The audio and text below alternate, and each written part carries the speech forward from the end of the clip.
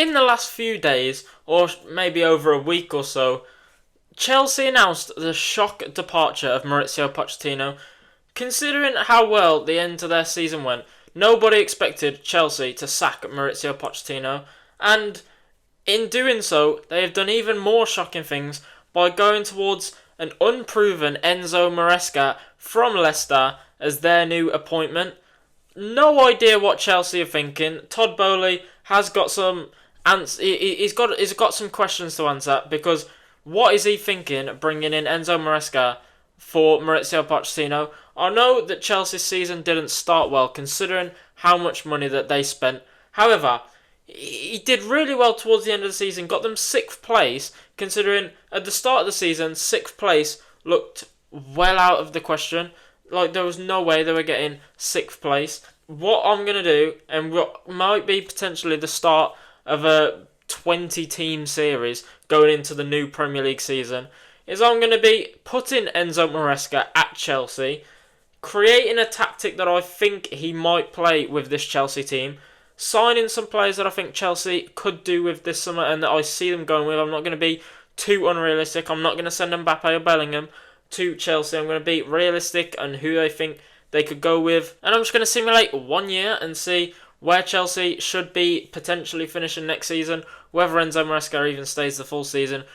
Personally, I don't see it. I don't see Maresca lasting longer than 12 months realistically, because he's got 2 months of management under his belt. One where he was sacked in Italy, and the other where he's just taken the best championship team on paper that league has ever seen, and somehow still only managed to finish a couple of points above Ipswich, who were in the League One the season before. So it's certainly going to be interesting to see where Chelsea end up in real life. But I'm going to load up the save now, load up an Enzo Maresca tactic that I've downloaded off of, I can't remember the website, I downloaded it off, I think it was FM Scout, but someone on there has built an Enzo Maresca tactic, so I'm going to build a Chelsea team around that tactic, set Enzo Maresca as the manager, and see where they go in a year's time. But before we get into the video, as always, make sure to subscribe for more FM content coming over the next near future, and make sure to like this video as well and leave down in the comments what you want to see me do next. So here we are then into the save. The tactic is loaded up. This is what the downloaded Enzo Maresca tactic seems to be. So I've put in the players that I think are sort of guaranteed to be in the squad. So I think Palmer definitely will be the central attacking midfielder. I think Caicedo and Fernandes is definitely the double midfield duo, with Reece James and Colwill out wide. Reece James acting as sort of the inverted wing back, with Colwill as the inverted full back, and Petrovic I think will still start the season in goal. So what about the other positions then? So obviously there are 2 gaps at centre back, the wide players and the striker. I don't think they're going to sign another striker. They've got Christopher Nkunku and Nicholas Jackson, with Lukaku potentially coming back on loan. But I think Lukaku might leave. So it's between Jackson and Nkunku for me to play. I also think he's going to go into the season playing Mudryk out on the left. I think he's going to give him a go. So I think Mudryk will play on the left-hand side as the inverted winger. Hopefully he'll look good, because he needs to. £100 million they paid for him, and he hasn't quite looked it yet. So I think Jackson and Nkunku are going to battle it out for the starting striker role, but I do think Jackson will take it, at least for now, because of Nkunku's injury record over the last year. So the 2 spots then, realistically, because I don't think they're going to sign 2 new centre-backs, I think they might go into the season. If he's back with Wesley Fofana, if he's not, I think they'll start with Badiashile or Disasi, whichever that they fancy the most. But we're going to put Badiashile in as sort of the ball-playing defender. He's got decent passing stats, good, he's decent at playing it out, realistically. Obviously he won't be injured coming into the new season. So then, I'm going to sign 2 players for Chelsea. I don't think they're going to go into the season with Raheem Sterling still starting. They could start him at left wing over Mudryk. I could see that happening, obviously. Sterling's still an important player, and I don't think Madueke is going to start as an out-and-out winger on the right-hand side. So I think they're going to probably go in for two players, being a right winger and a centre-back. The centre-back I did mention in a video a few days ago. Well, I only filmed it a few days ago. When this goes out, I'm not sure. But the player that I think Chelsea should look for is Antonio Silva from Benfica. I think he's a great centre-back. He's young as well. He's a good replacement for Thiago Silva. So we're going to move him to Chelsea, and I think he'd cost around about £40 million. I don't think that's too unrealistic of a fee. 40 million seems about right for Antonio Silva. I don't think Benfica would demand a ridiculous amount for him, but he would do well as that second centre-back if he wants to play alongside Badiashile or Wesley Fofana or Disasi. I think he'd do well any of those, I think. As for the right winger then, Enzo Maresca with Leicester. Leicester don't really have a winger. Fatawu was pretty good in the Championship. Casey McAteer wasn't really. He was alright. I don't see Enzo Maresca bringing anyone from Leicester to Chelsea with him, apart from maybe Kieran Dewsbury-Hall, but he definitely wouldn't start for Chelsea. But other than him, I can't see anyone else in that team. Maybe Hermansen, the keeper. But they're definitely going to need to look at a right winger, because I don't know if Madueke is going to start right wing. Obviously, he started a fair few games towards the end of last season, but it's a different Chelsea team, so I'm looking for an out-and-out right winger, someone who's going to be putting crosses in to Nicholas Jackson and potentially, linking up with Cole Palmer as well. Sort of, Cole Palmer comes over to that right-hand side, helps him out, he's overlapping, Cole Palmer's playing balls down the right-hand side. You're not expecting this right winger to be cutting in much. He's going to just be a traditional winger, I reckon, to help out. Because he's obviously going to add the width, because Reece James is going to be coming in to maybe support a midfield three. So the width on that right hand side is definitely going to come from this player. Who do I think of that's going to stay wide out on the right hand side, who can play for Chelsea? Probably, they're going to be Conference League, so they've still got some sort of European football. So I'm going to look at some targets then, and I'm going to add a few players to the shortlist for Chelsea, because it's not just starters they need. Obviously, with the amount of injuries, they might be looking to sell a lot of players this season. I know Conor Gallagher's listed with a move away. So I'm just going to look at this tactic and see what sort of squad players they can bring in and who they can bring in at right wing. So then I've been looking at some players that Chelsea could potentially look at this summer, and here is a listed shortlist. So Diogo Costa as a potential first choice goalkeeper if they don't want to go with Petrovic. Diogo Costa, one of the better young goalkeepers in the world right now at Porto. Probably would cost a pretty decent fee, but if you want a long-term goalkeeper for a very long time, he's definitely the one that they're going to go for. As for the right wing spot that I was talking about, that out-and-out winger, I've gone with David Neres as a potential option, with a couple more options, two other options to be specific, Daniel Marlin and Michael Elise. Elise has that release clause, however, has already rejected Chelsea once as he re-signed a contract after Chelsea wanted him last season. So it might be a struggle for Chelsea to get Elise. However, if you want a player that's just going to get on the ball, run with it, be confident, run wide, play and drag the pitch out and proper stretch the pitch wide, Michael Elise is the man. Daniel Marlin's just come off the back of a decent season in the Bundesliga with Borussia Dortmund, obviously getting to a Champions League final as well.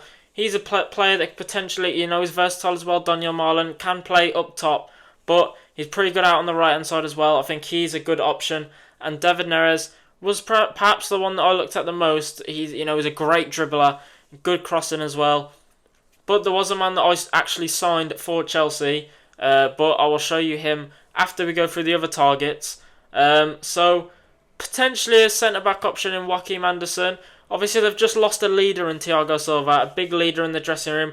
Joachim Andersen, very vocal centre-back, keeps his defence organised. Pretty good leader on the pitch as well, so he's a decent option. He's 27, he's in his prime years. The only problem with Anderson is Palace would probably ask for a big fee. We know what Palace are like with selling players. We saw it with Zaha for years, that they are not a team to just roll over and let a big club take their players. They will ask for a big fee, so maybe he's not on the table, but he's a good option for Chelsea if they've got the money to spend. A couple of squad players, Kieran Dewsbury-Hall, obviously mentioned from Leicester, if Maresca wants to keep his player of the season around, and Morgan Gibbs-White. Morgan Gibbs-White, I think, wants to leave Nottingham Forest. He wants to move on. I don't know if Forest actually want to sell him though, but he's a potential option to perhaps strengthen the sort of attacking midfield side of the game. Obviously, Palmer's going to be playing in there as the main attacking midfielder, but other than Palmer, they don't have many out-and-out attacking midfielders. They have Gallagher that can play there, but he's not really on the level of Palmer. Morgan Gibbs-White is a good squad player to definitely have around, a good enough attacking midfielder. Obviously, Nkunku can play attacking midfield as well, but we're yet to see where Nkunku's actual role is in this Chelsea side, just because he did not play last season at all with his injuries. Justin Bijlow and Koamin Kelleher are two goalkeeper options I also picked out if they want something a little bit cheaper than Diogo Costa. Kelleher, obviously, we saw his performances when Alisson was out injured, especially in the EFL Cup final against Chelsea. Kelleher made some outstanding performances for Liverpool this season. He's definitely good enough to be a main choice goalkeeper for a team. It's just, will Liverpool be open to selling him with the age of Alisson? Alisson obviously will be moving on within the next few years. And do Liverpool see Kelleher as his long-term replacement? Who knows? Maybe he'll get impatient. Maybe he knows how good he is as a keeper that he'll just want to leave. So he's a decent, cheap option for Chelsea, as is Justin Bijlow from Feyenoord. Young keeper, both of these two, 25 and 24 respectively. So Chelsea could maybe pick them up if they're not going with Petrovic this season. But lastly, I had Santiago Jimenez. I did say in my transfer sort of video the other day that Liverpool should actually pick this man up, but he's wanted by a few Premier League clubs, Tottenham being one of them. But if Chelsea want a more out-and-out striker, because Nicholas Jackson is sort of a winger-converted striker, just before he joined Chelsea when he was still playing in Spain, he played majority of his games out wide, so he's sort of a conventional number 9 at the minute. But if they want a more traditional number 9 who is going to be ruthless in front of goals, which Chelsea definitely missed last season, Santiago Jimenez is a potential striker that they could look to. Probably wouldn't cost a ridiculous amount either. I think 35 million would perhaps be enough to get Santiago Jimenez out of Feyenoord. He's 22 as well. He's a good striker. And yeah, the signing I actually did make for Chelsea is Somerville from Leeds. Very good player, this man. 21 years of age. I think he's 21 in the game. I think he's turned 22 by the end. So he turns 22 October. So yeah, he would have turned 22 by now. But he's a really good player for his age. He's just had a fantastic season with Leeds. He's not going to cost a lot of money to get out of Leeds because they stayed in the Championship. And there's been loads of reports that Leeds are going to have to be forced to sell players because of not going up, because they owe out a lot of money. So Somerville is going to be one of them players that probably will be shipped. Not that Leeds will want to. He's one of their best players. He's probably their best player. But I think he's a great player. He's right-footed to play on the right-hand side. He's good with both feet, to be fair. He's really good on the ball, great dribbler. He's definitely going to be one of those that can drag the ball wide and stretch the width of the pitch and get the ball forward, and he could really have a good link up with Palmer. So this is the team that we're going into the season. Then I didn't want to go crazy and sign loads of players, so I only signed 2. Signed Antonio Silva and Somerville from Leeds. So I'm going to set Enzo Maresca as the manager of Chelsea and see where Chelsea finish this season. Let's find out. Chelsea fans, Enzo Maresca has guided Chelsea to 7th place. 7th place is all Enzo Maresca could manage at Chelsea, which is one position backwards from last season. Although this table is crazy. There was only 5 points that separated 1st and 5th. No, sorry, 5 points that separated 1st and 6th. Man City finishing 6th and only getting Conference League. Chelsea get no European football at all, which is slightly unfortunate for Chelsea. So yeah, they finished 7th. Let's have a look at the tactic then.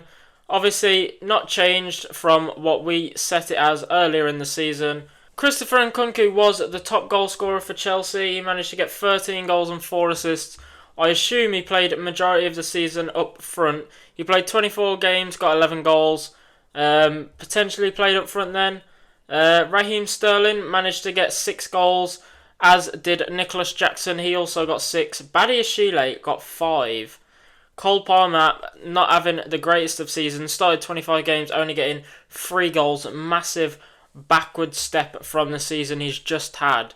Considering he hit 20 goals. He might have hit 20 goals this season. If not, he got 19.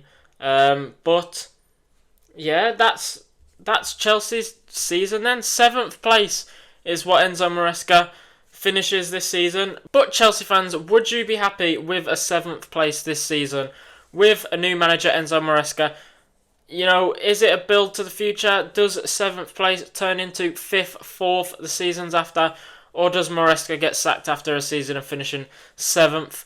But that is the end of this video. That is how Chelsea's new 2024-25 season is going to play out according to Football Manager. Let me know what you want to see next, and like the video and subscribe as always. And until next time, goodbye.